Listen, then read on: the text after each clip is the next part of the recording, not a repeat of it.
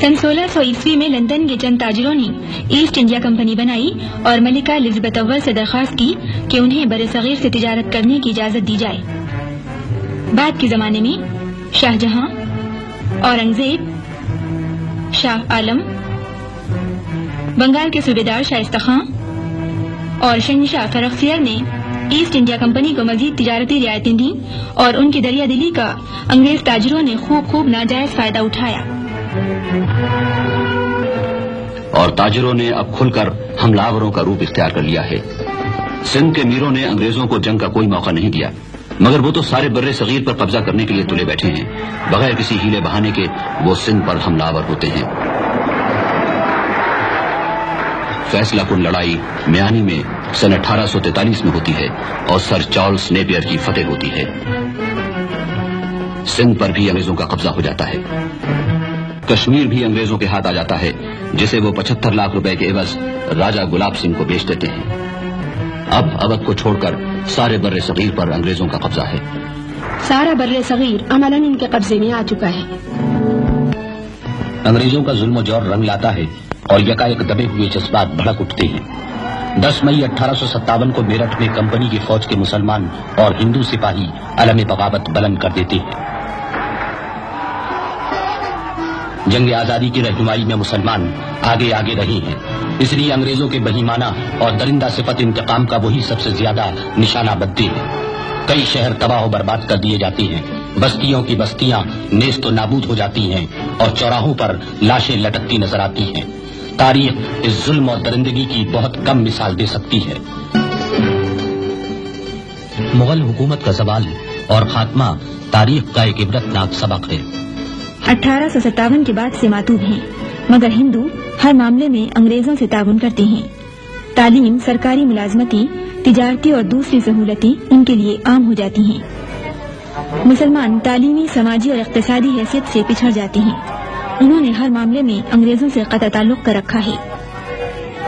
उनका मुस्तकबिल तीरा उतार और भयानक नजर आ रहा है कि एक रहनुमा नमूदार होता है जिसके दिल में कौम का दर्द और दिमाग में आक़िबत अंदेशी की बेपनाह सलाहियत है। सर सैयद ने हिंदुओं की कौमी असबियत को देखकर मुसलमानों और हिंदुओं की अलहदा नुमाइंदगी पर वायसराय लॉर्ड रिपन की काउंसिल में मुदल्लल तकरीरें की। इनका सबसे बड़ा कारनामा 1877 में अलीगढ़ में MAO कॉलेज का क़याम है, जो आगे बढ़कर मुस्लिम यूनिवर्सिटी बना और इस तरह उनकी तहरीक को एक मुस्तकिल मरकज मिल गया। तिलक ने गौ रक्षा समिति यानी गाय की हिफाजत की तंजीम कायम की और हिंदू कौम और तहजीब के नाम पर अपने अखबार केसरी में मुसलमानों के खिलाफ खूब जहर उगला। अंग्रेजों की लड़ाओ और हुकूमत करो की पॉलिसी ने इस तबाहकुन जहनियत को तक़वियत बख्शी और हिंदुओं में मुसलमानों के खिलाफ नफरत और तासुब बढ़ने लगा। कांग्रेस में हिंदुओं का गलबा है और सर सैयद को हिंदू जहनियत का बखूबी इल्म है। वो मुसलमानों को कांग्रेस से अलग रहने का मशवरा देते हैं। अंग्रेजों के बाद हिंदू अपनी अक्सरियत के बलबूते पर बड़े सगीर पर बिला शिरकत हुकूमत करने का ख्वाब देखने लगे। इसी साल यानी 1906 ईस्वी में बर्रे सगीर के मुस्लिम रहनुमा ढाके की इस इमारत में जमा होते हैं और मुसलमानों के हुकूक के तहफ़्फ़ुज़ की जिद्दोजहद के लिए कुल हिंद मुस्लिम लीग की बुनियाद पड़ती है। अब हम 1911 में पहुंच चुके हैं। बर्रे सगीर की हिंदू अक्सरियत फ़िरक़ावाराना बुनियादों पर मुनज़्ज़म और ताकतवर होती जा रही है। जंग आजादी के नए जोशीले रहनुमा सामने आते हैं। मौलाना मोहम्मद अली और शौकत अली कैदोबंद की मुसीबतें उठाते हैं और मोहम्मद अली का रोजनामा कॉमरेड अंग्रेजों के लिए दर्द सर बन जाता है। बरसगीर में कांग्रेस हिंदू अक्सरियत की सबसे ज्यादा ताकतवर जमात बन चुकी है और इसके रहनुमाओं को एहसास हो चला है कि मुसलमानों से इत्तेहाद किए बगैर बरसगीर को आजाद कराना मुमकिन नहीं। इनमें नुमायां गोखले हैं। इसी जमाने में गांधी जी भी उभरना शुरू होते हैं। नौजवान बैरिस्टर मोहम्मद अली जिन्नाह की कोशिशों से 1916 में कांग्रेसी और लीगी रहनुमा लखनऊ में जमा होते हैं और कांग्रेस जुदागाना इंतखाबात पर राजी हो जाती है। खिलाफत और स्वराज की तहरीकें साथ साथ चलती हैं। मुसलमान और हिंदू दोष बदोश अंग्रेजों के कैद खाने भर देते हैं। खादी की तहरीक जोर पकड़ती है। इस तहरीक आजादी के रहनुमाओं में मौलाना हजरत मोहानी, डॉक्टर मुख्तार अहमद अंसारी, हकीम अजमल खां सभी शामिल हैं।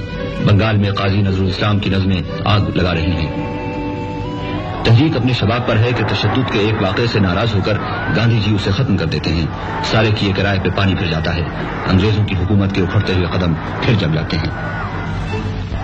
جلد ہی سارے بر صغیر میں خوفناک فرقہ وارانہ فسادات شروع ہو جاتے ہیں اور ہندو مسلم اتحاد کا خواب ہمیشہ کے لیے چکنا چور ہو جاتا ہے. مسٹر جناح ایک بار پھر ہندوؤں سے مصالحت کی ناکام کوشش کرتے ہیں. بالآخر وہ اپنے مشہور 14 نکات پیش کرتے ہیں جو مسلم لیگ کا لائحہ عمل بن جاتے ہیں. 1930 میں الہ آباد میں مسلم لیگ کے سالانہ اجلاس کی صدارت کرتے ہوئے علامہ اقبال پہلی بار اپنے اس یقین کا اظہار کرتے ہیں کہ ایک علیحدہ مسلم ریاست ہی بر صغیر کے مسائل کا واحد حل ہے. اگلے سال دوسری راؤنڈ ٹیبل کانفرنس میں گاندھی جی بھی ہے اور علامہ اقبال بھی. اقبال بر صغیر میں علیحدہ مسلم ریاست کی بات کرتے ہیں، مگر کانگریس کو ہندو اکثریت کا زوم ہے. وہ مسلمانوں کو الگ قوم ماننے اور ان کے حقوق کے تحفظ کی ضمانت دینے پر کسی طرح راضی نہیں. سن 32 میں چودھری رحمت علی پاکستان کا لفظ وضع کرتے ہیں اور سن 34 میں مسٹر جناح لندن سے واپس آتے ہیں اور اپنی زندگی مسلم لیگ کی تنظیم اور مسلمانوں کے حقوق کی جدوجہد کے لیے وقف کر دیتے ہیں. سن 37 میں مسٹر جناح کی صدارت میں مسلم لیگ کا پہلا اہم ترین اجلاس لکھنؤ میں ہوتا ہے.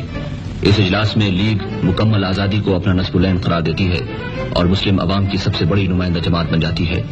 اس اجلاس میں سردار اورنگزیب، نوابزادہ لیاقت علی خان، سی پی کے عبدالرؤف، مرزا ابو الحسن اصفہانی، حاجی ستار سیٹھ سبھی شریک ہیں. خواجہ ناظم الدین، نواب اسماعیل خان، سردار بہادر یار جنگ، نوجوان راجہ صاحب محمود آباد اور وہ سارے نئے پرانے رہنما جو آگے چل کر پاکستان کی تحریک میں حصہ لیتے ہیں اب مطلع سیاست پر پوری آب و تاب سے ابھرتے ہیں. مسلمان عوام اپنے مذہب اور تہذیب کے تحفظ کے لیے جوق در جوق مسلم لیگ کے رضاکار بنتے ہیں. مسلم لیگ کی حمایت میں مسلمان طلبہ کی تنظیم بھی قائم ہو جاتی ہے. یہ سب مسٹر جناح کی انتھک کوششوں اور رہنمائی کا نتیجہ ہے. قوم انہیں قائد اعظم کے خطاب سے سرفراز کرتی ہے.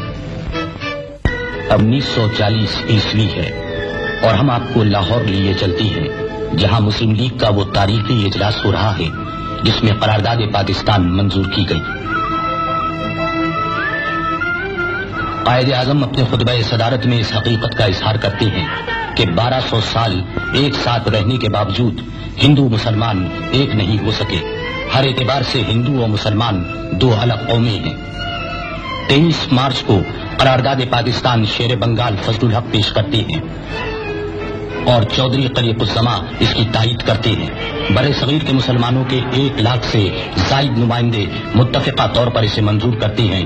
متعصب ہندو اکثریت کے نرغے سے مسلم اقلیت کے بچاؤ کا یہی ایک راستہ تھا. اور پھر اگلے 7 سال تک پاکستان کے مطالبے کی گونج بر صغیر کے گوشے گوشے سے سنائی دیتی ہے. قائد اعظم ملک کے طوفانی دورے کرتے ہیں اور بر صغیر کے مسلمان پاکستان کے لیے ہر قربانی دینے کو تیار ہو جاتے ہیں. اس جد و جہد میں عورتیں بھی مردوں سے پیچھے نہیں ہیں.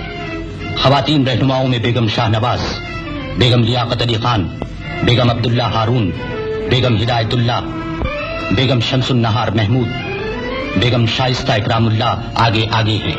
قائد اعظم اس تاریخی جد و جہد کی عظیم ترین علامت بن گئے ہیں. لیکن مسلمانوں کو پاکستان کے حصول میں ابھی بہت سے ہفت خواں طے کرنا ہے. ہندو کسی صورت